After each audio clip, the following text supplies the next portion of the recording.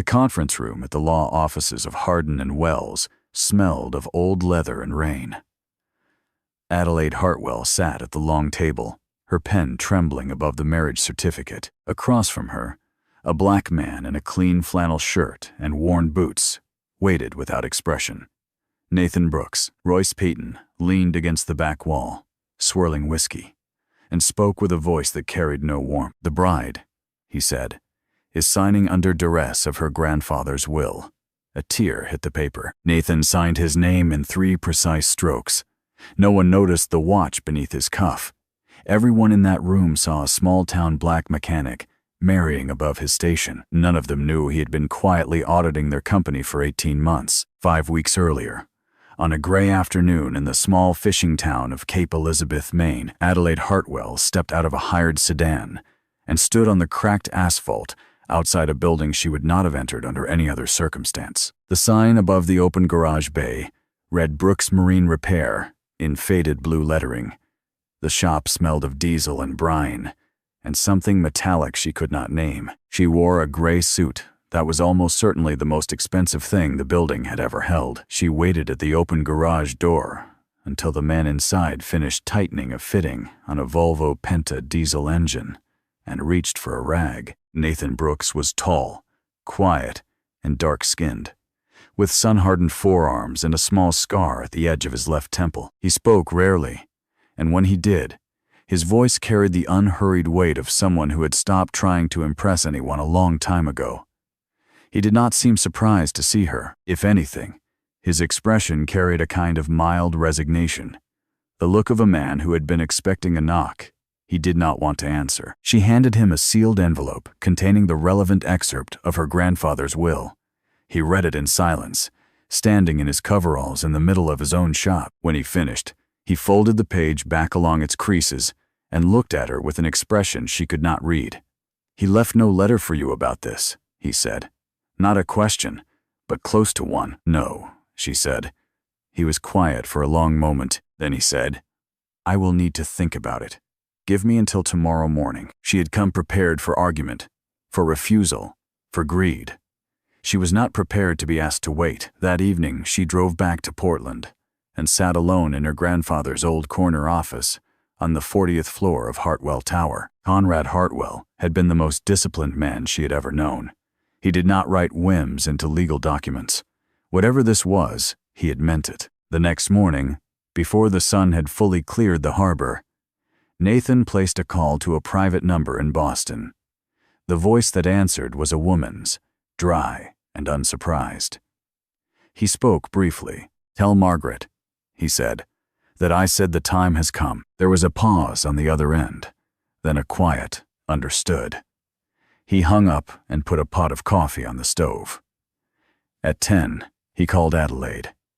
He would sign, he told her, with conditions. They would meet at her lawyer's office on Friday. The meeting at Hollis Reed's firm was scheduled for 1 hour. It took 3. Nathan read every page of the prenuptial agreement without skimming. Halfway through, he stopped at a paragraph on the 7th page, set down his pen, and asked whether the clawback equity provision in Section 14 had been intentional or whether someone had copied boilerplate from a Massachusetts template without adjusting for Maine corporate law.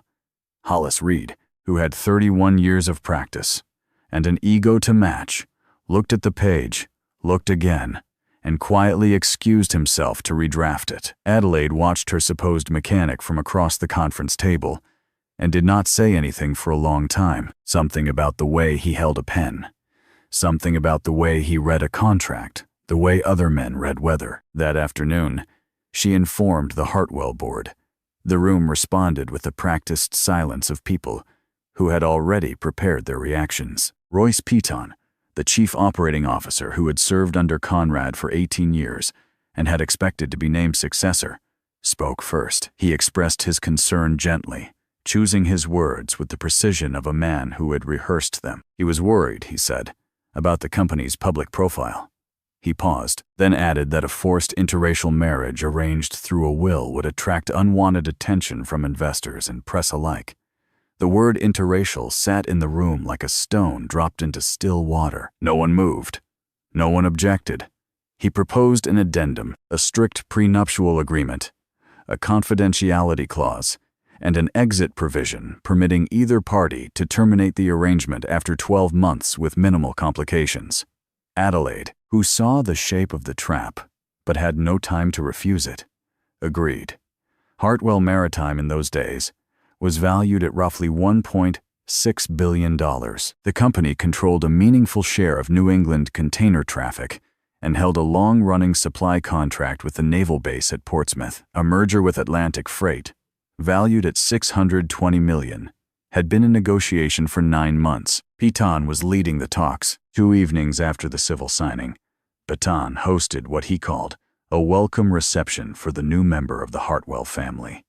The invitation list ran to 40 people, the full board, 3 senior partners from the merger team at Atlantic Freight, and a small handful of business press introduced for the evening as old companions of the house. Nathan arrived in a 2014 Ford F-150 and a plain black suit that fit, but had not been tailored. Piton's house manager hesitated at the front door and suggested with a careful smile that Mr. Brooks might be more comfortable using the side entrance, where deliveries arrived. Nathan looked at him without expression and walked past him through the main hall. Dinner began with a kind of cordiality that was its own form of cruelty. Piton sat to Adelaide's right and made a point of including Nathan in conversation the way a man might include a child at an adult table. He asked what a marine repair shop in Cape Elizabeth grossed in a good year. He admired the watch on Nathan's wrist and asked whether it was a tribute piece or an estate sale find. A senior board member raised his glass. To Mr. and Mrs. Brooks, he said, "May the next 12 months teach us all something about compatibility." The laughter that followed was louder than it needed to be. A woman near the middle of the table leaned toward her neighbor and whispered, just loud enough for the words to carry, that Conrad must be turning in his grave, knowing his granddaughter had signed her name next to a black mechanic from a fishing town. Adelaide did not look up from her plate. Nathan answered every question when asked. He used short, complete sentences. He drank water. He ate slowly. He did not touch the wine. Halfway through the second course, Adelaide noticed something that disturbed her. Nathan was not enduring the evening. He was counting. There was a small movement of his attention, almost invisible, as each remark landed, as if he were entering each name and each laugh into a ledger she could not see. The look on his face was not anger. It was not hurt. It was something closer to inventory. After dinner, Piton produced an additional non-disclosure agreement and presented it to Nathan with a remark about handymen and master bedrooms. Nathan read it, signed it, and slid it back without comment. In the upstairs hallway, Adelaide caught up to him by the library. "I should have said something," she said. Nathan stopped and looked at her. "You did not owe me that," he said. "Not yet." She did not understand the word yet. In the first week at Hartwell Estate, Adelaide gave Nathan the use of her grandfather's old study. It was the room she had not entered since the funeral. He stood in the doorway for a long moment, looking at the cold fireplace and the bookshelves and the worn leather chair. Then he walked in as if he were returning to a place he had once owned. He went to the cabinet beside the hearth, opened it without searching, and took out the brass kindling tongs. He stacked wood without thinking about which size to lay first. Adelaide stood in the doorway and watched and said nothing. She told him there was coffee downstairs at 6 in the morning. Then she left him to it. The next morning, she came down at 6:15 and found him already at the breakfast table, with the Wall Street Journal folded to the shipping and logistics page. He was making notes in a small leather book with a fountain pen, a Mont Blanc, that had been used hard enough to wear a shine on the cap. He looked up when she came in, nodded, and went back to his column. She had expected vaguely that the man she had married would watch sports highlights or scroll a phone. She had not expected an editorial calendar of freight indices and bunker fuel hedging schedules. She did not ask. She filed the observation and went to work. Over the next several days, she began to notice other things. He kept his boots by the kitchen door, always clean. He made his own bed. He used a single towel all week. He moved through the house with the careful discipline of a man who was used to taking up as little space as possible, not because he was small, but because he had chosen to be. When the housekeeper left a fresh set of sheets outside his door with a note addressed to Mr. Hartwell, he folded the note, set it on the hall table without correction, and made the bed himself. That weekend, the marina staff at the estate was preparing the Hartwell Hawk, a 75-foot yacht, for a paying charter the following Tuesday. The stabilization system would not initialize. 2 engineers had been at it for an hour. Walter Kowalski, the company's senior marine systems engineer and a man who had served Hartwell for 36 years, stood on the dock, with his arms folded, and a look on his face that suggested he already knew the answer, but was waiting to see if anyone else would find it. Nathan walked past on his way back from the breakwater. He paused for perhaps 30 seconds, looked at the open access panel near the port fin, and spoke quietly to the younger of the 2 engineers. The hydraulic feed on the port side, he said, was reversed. Whoever had serviced the boat the week before had crossed 2 lines. The engineer checked. The lines were crossed.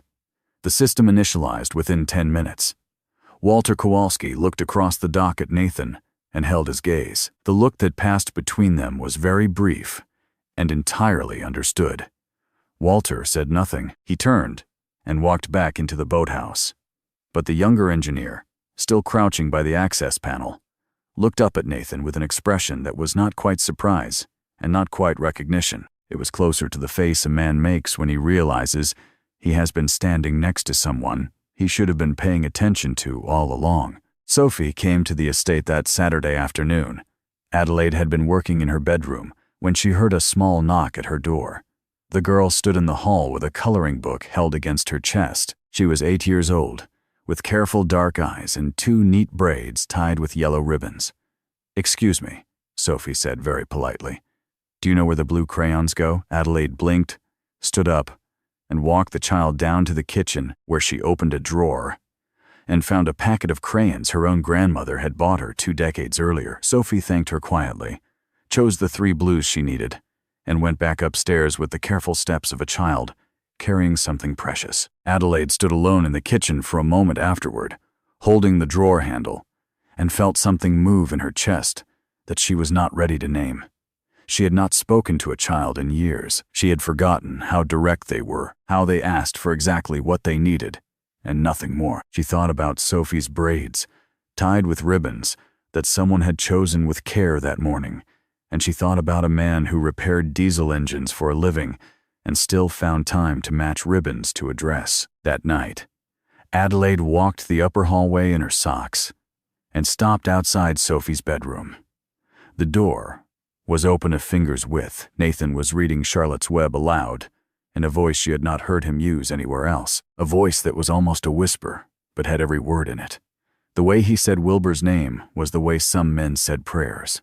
Adelaide stood in the dark hallway and listened until the chapter ended. Then she went back to her room and did not sleep. She lay in the dark and thought about the way his voice changed when he spoke to his daughter, the way it lost every edge and became something she did not have a word for. She thought about the watch on his wrist that no one at the dinner table had recognized, and the way he had read a contract like a man who had written hundreds of them, and the way he had walked into her grandfather's study as if the room had been waiting for him. There was a pattern forming in her mind, a shape she could almost see but not yet name. On the bookshelf in Nathan's study, between a worn copy of Moby Dick and a binder of marine engineering tables, sat a slim hardcover titled Maritime Risk and Hedging in Transatlantic Shipping. The author's name on the spine read N.A. Brooks. Adelaide had not yet seen it. In his office downtown, Royce Piton ended a call with Lenora Quinn, the chief financial officer,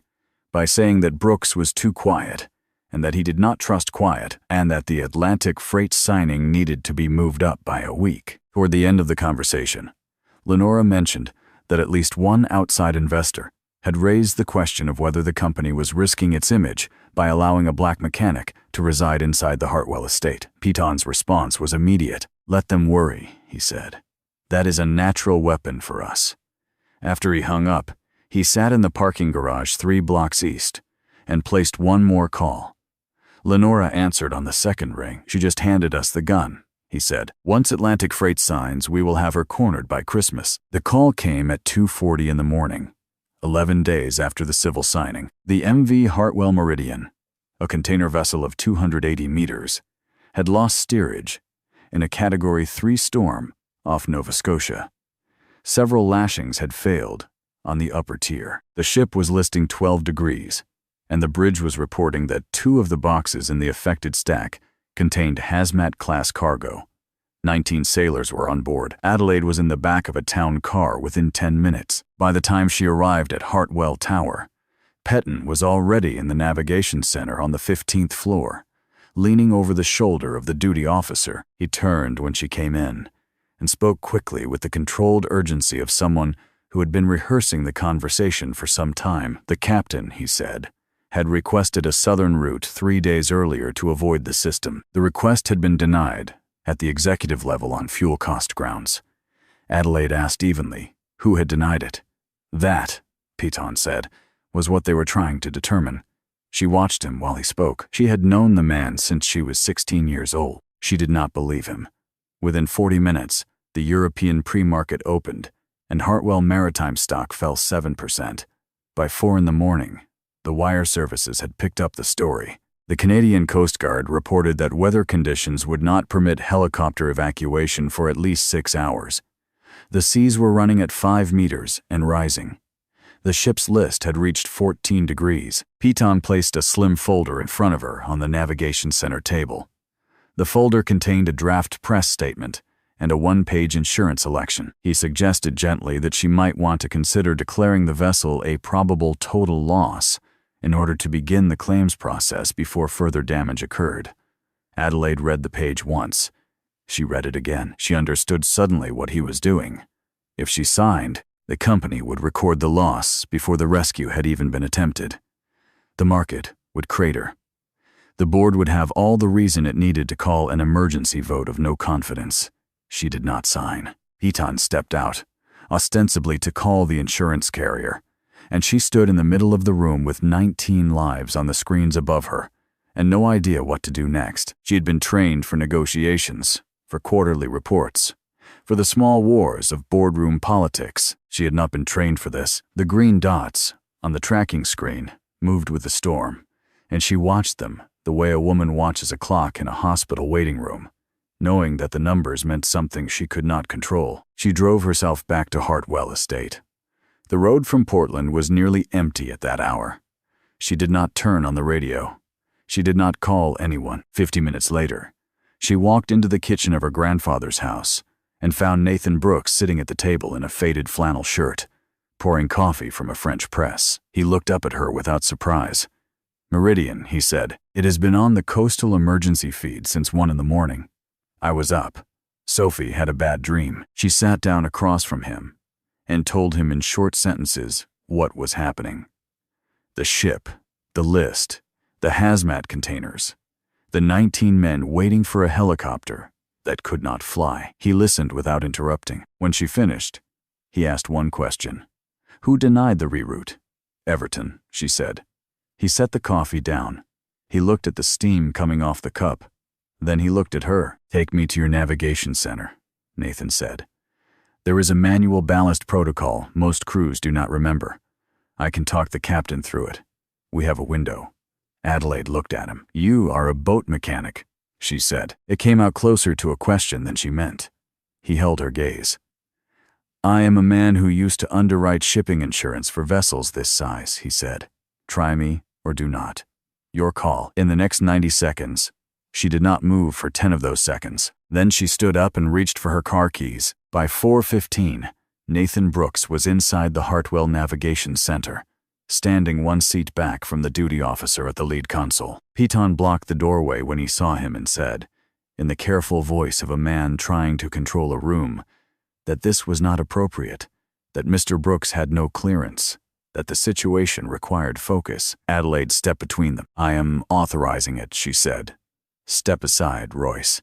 Petton stepped aside. His face hardened in a way that did not show, but could be felt. He turned to his assistant and said, low enough that only the nearest row could hear, that she had just handed the command room to a black mechanic with no credentials of any kind. Nathan did not take the duty officer's chair. He stood at his shoulder and asked 3 questions, each one short. The duty officer answered. Nathan watched the AIS plot and the trim readouts and the wind data for perhaps 2 minutes. Then he spoke slowly and clearly so that the duty officer could repeat his words to the captain over the radio without losing any of them. "Tell him to flood ballast tanks 4 and 6 to 50% capacity," Nathan said. "Vent tank 1 entirely, then tell him to turn into the swell, not away. He will feel like he is making it worse for the first 3 minutes. He is not. He will regain 6 degrees within 20. The duty officer hesitated. The protocol was not standard. He turned to Walter Kowalski, who had quietly entered the navigation center 2 minutes earlier and was standing near the wall with his arms folded. Walter looked at Nathan and gave the duty officer a single small nod. "Do it," Walter said. "He is right." The order went out over the radio. The next 20 minutes were the longest the room had ever endured. Then, at 4:36 in the morning, Atlantic time, the captain of the Meridian reported that the list had stabilized at 8 degrees and was reducing. By 5:10, the ship was holding at 4 degrees. The hazmat stack had not shifted. By 6, the helicopter window had opened, and the crew was being lifted off in pairs. 19 sailors. All of them came home. When the immediate crisis ended, the navigation center fell into the particular silence of people who had not expected to live through what they had just lived through. The navigation team stood up and clapped Nathan on the shoulder, one by one, as they left. Piton did not. He waited until Nathan stepped into the corridor alone, and then followed him. "Do not think one lucky call makes you part of this company," Piton said. "Stay in your lane." He let the word lane carry weight, the way a man does when the lane he means is not professional, but racial.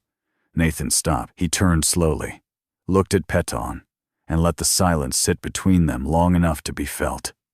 "Careful, Mr. Piton," he said at a register. Only the two of them could hear. Conrad used to say the same thing to men who did not last long here. Then he walked on. Piton stood alone in the corridor for a long time afterward and did not move. Adelaide could not sleep. At a little after 2 in the morning, she walked the dark hallway of Hartwell Estate to her grandfather's old study. She had not entered the room voluntarily in almost a year. Nathan, she knew, was not there. He had left after dinner without explaining where he was going, and she had not asked. She turned on the lamp at the corner desk and sat down in the chair. The study smelled the way it had always smelled, pipe tobacco that had not been smoked in this room for 2 decades, paper, and the faintest trace of the sea. She let her eyes wander over the bookshelves. After a moment, she stood and walked to the row Nathan had been keeping his own books on. She pulled the slim hardcover with the worn spine, Maritime Risk and Hedging in Transatlantic Shipping. N.A. Brooks. She opened the title page. A handwritten inscription filled the upper third of the page in her grandfather's familiar slanted script. "For Nate," it read. "For the conversations we never had to finish, CH 2019. Adelaide sat down on the edge of the desk and held the book in her lap for a long time without moving. She began slowly to look through the other books on the shelf. Marine Insurance Underwriting. A bound volume of Admiralty case law. 3 years of the Journal of Commerce with marginalia. In the same fountain pen hand she had seen at the breakfast table. The room around her began to feel like a place she had walked into without understanding. In the second drawer of the desk, unlocked, she found a small, unlabeled envelope. Inside was a single black and white photograph. 2 men stood on the deck of a freighter, the rigging behind them in the soft focus of an old camera. The younger man, dark-skinned and wearing a windbreaker, stood with his arms folded and a half-smile that she had never once seen on his face. The older, who could not have been more than 40, was unmistakably her grandfather. On the back of the print, in pencil, someone had written, "M.V. Atlantic Sentinel Sea Trials, October 1988. Nate B.A. and me." She stared at the initials for a long time before she understood that they were not B period, A period. They were 2 letters that began 2 names. She went to her own bedroom, opened her laptop, and typed the words, N.A. Brooks Maritime Risk Hedging. The author's full name appeared in the second result, in a sidebar from the Journal of Commerce. Nathaniel A. Brooks Ashford. She typed Ashford Holdings. The first result was a single-page company website, austere and informative, dated to a most recent update of 3 years prior. Ashford Holdings, the page read, was a privately held maritime and logistics company founded in 1962, headquartered in Boston, with subsidiary operations in Houston, Long Beach, and Hamburg. The page listed no photographs and no executives. She found a Forbes profile from 2018, 2 paragraphs long. The estimated net worth of the chairman, given in cautious editorial language, ranged from $5 to $7 billion. The article noted that he had not granted an interview to the press in over a decade. Adelaide closed the laptop. Then she opened it again. Then she closed it.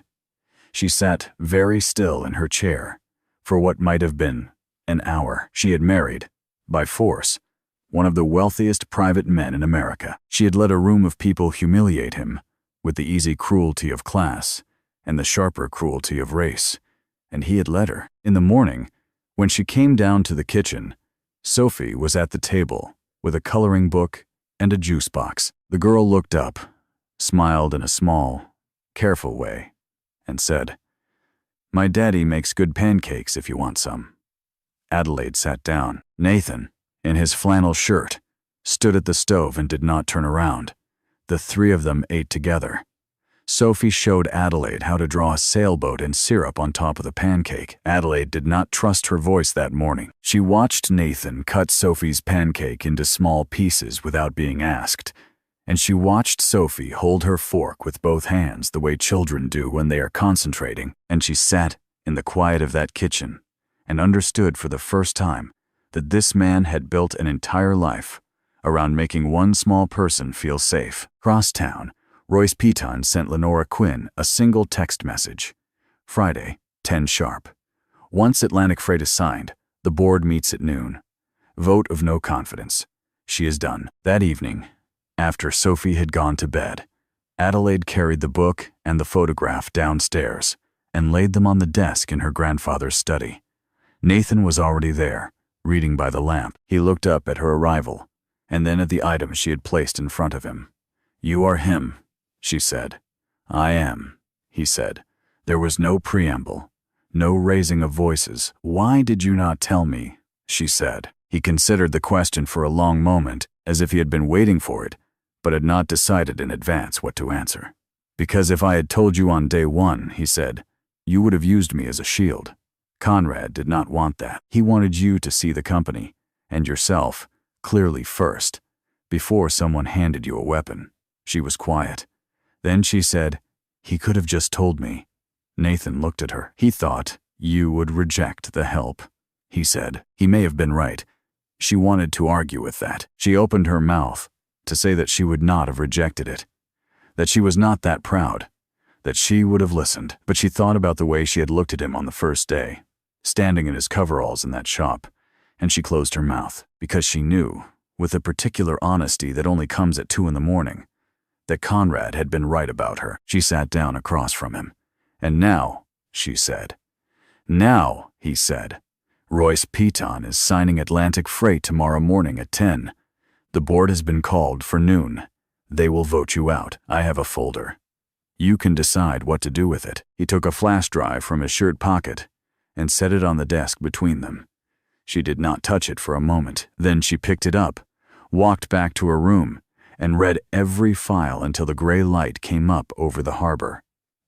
The documents were meticulous. Time-stamped emails, wire transfer records, shell company registrations traced through 3 jurisdictions. She read them the way her grandfather had taught her to read contracts, slowly, with a pencil in her hand. The emails alone told a story that made her stomach turn.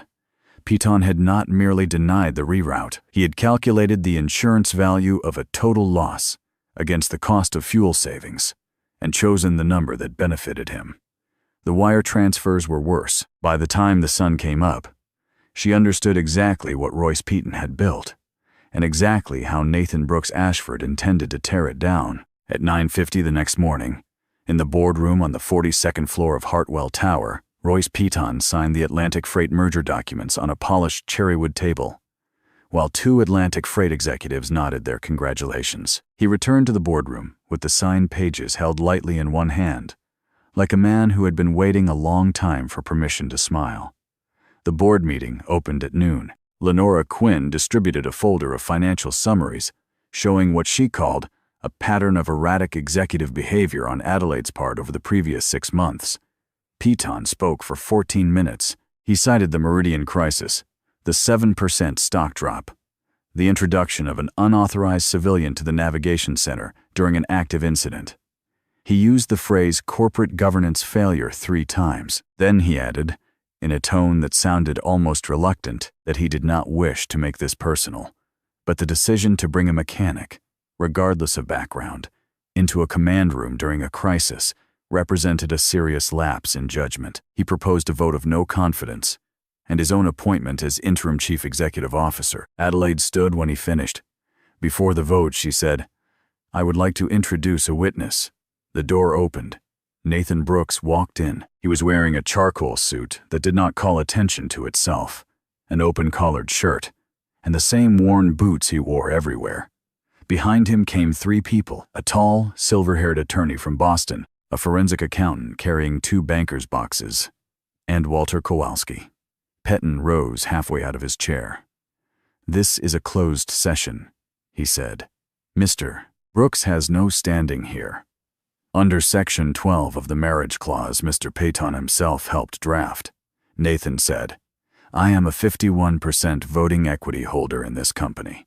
I have standing." He laid a black file folder on the table. Before the vote, he said, "I would like to enter evidence." The folder contained 3 sets of documents. The first was a chain of internal emails from Pettin, time-stamped and hash-verified by the Hartwell server's own audit log, in which he had personally overridden the captain's request to reroute the Meridian around the storm system. The second was a forensic accounting reconstruction of the Atlantic freight merger, which valued Hartwell Maritime at $1.1 billion, more than 30% below the independent valuation prepared by an outside firm 3 months earlier. The third traced a chain of payments from Atlantic Freight through 3 shell companies, terminating in a Cayman entity whose beneficial owners were Royce Piton and Lenora Quinn. Piton went very white and said, almost calmly, that the documents were fabricated. The silver-haired attorney placed a second folder on the table without speaking. Server hashes, bank correspondence, subpoenaed wire records. The room was quiet, in the way a room becomes quiet when every person in it is recalculating their position. 2 board members exchanged a glance. A third reached slowly for the folder and began to read. Nathan let the room sit with what had just been said. Then he spoke once more, in a voice no louder than the one he had used at the kitchen table the night before. "Conrad asked me to keep an eye on this company until his granddaughter could stand on her own," he said. "I have done that. As of today, I am not watching anymore. I am voting." Walter Kowalski stood up beside him and placed a hand briefly on his shoulder. The room was still. Piton, who had not yet sat back down, looked at Nathan and said with the last of his composure, "Who are you, Mr. Brooks?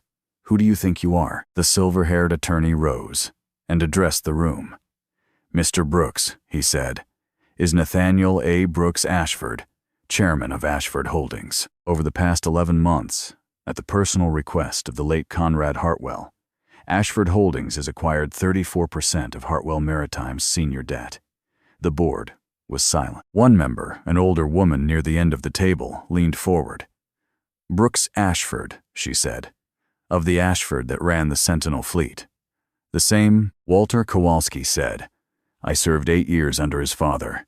Conrad and Nate ran Maritime Risk Consulting together in the 80s, before either of them inherited a dollar." Nathan spoke briefly to the board. He and Conrad, he said, had been partners and friends for 30 years. His wife, Margaret, had died in 2022 of pancreatic cancer. He had stepped back from the operating chairmanship of Ashford after her death and moved with his daughter to Cape Elizabeth, where the air smelled like home and no one took her picture at the school gate. Conrad had been diagnosed with lung cancer 18 months before his death and had known by then that Peyton was building something quiet beneath the floor, but had not had the time or the proof to act on it himself. The marriage clause had not been a romantic gesture. It had been the cleanest legal instrument available under Maine corporate law to give him standing inside the Hartwell boardroom without triggering panic in the public credit markets. The vote came 20 minutes later. By a margin that was not close, Royce Piton and Lenora Quinn were stripped of their offices, suspended pending the outcome of a federal criminal inquiry, and removed from the building by internal security before the lunch hour ended. Piton, escorted past the boardroom door, stopped and turned toward Adelaide. "He lied to you for 6 weeks," he said. "You will never trust him again." Adelaide met his eyes. "Get out, Royce," she said. He went. When the room had emptied, Adelaide and Nathan were left alone for the first time. Neither of them sat down. Sunlight moved across the cherrywood table. "I need time," she said. "Take it," he said. He walked to the door and paused with his hand on the brass handle. "I should have told you," he said without turning around. "I will not pretend I should not have." Then he opened the door and walked out, and Adelaide stood by the window for a long time afterward and watched the boats move on the gray water and did not cry. 12 days passed before she drove to Cape Elizabeth. It was a Tuesday morning at the edge of November. The Brooks house was a Cape Cod cottage on a narrow road above Stony Beach. Sophie was on the porch with a sketch pad. "You came," she said. "I came," Adelaide said. Nathan stepped out in his flannel and his boots. "You want coffee?" he said. "Yes," she said. "I judged you on the first day," Adelaide said. "I let other people humiliate you. I am sorry." He was silent for a long time. "I lied by omission for 6 weeks," he said. "I am sorry too." "There is a 12-month clause," she said. "We can end it in March. Or," he said, "we can stop counting." Sophie came back out with a small wooden box of watercolors and set it between them with the seriousness of a child handing over a trust. "You have to wait for the first layer to dry," she said. "Daddy says everything good takes layers." Adelaide picked up the brush. On the table between them, beside the cooling coffee, Nathan's old watch lay quietly, unworn that morning. He had left it there as a small kind of answer. Neither of them had been looking, but somewhere between Portland and Cape Elizabeth, on a porch that smelled of salt and turpentine, they had stopped counting.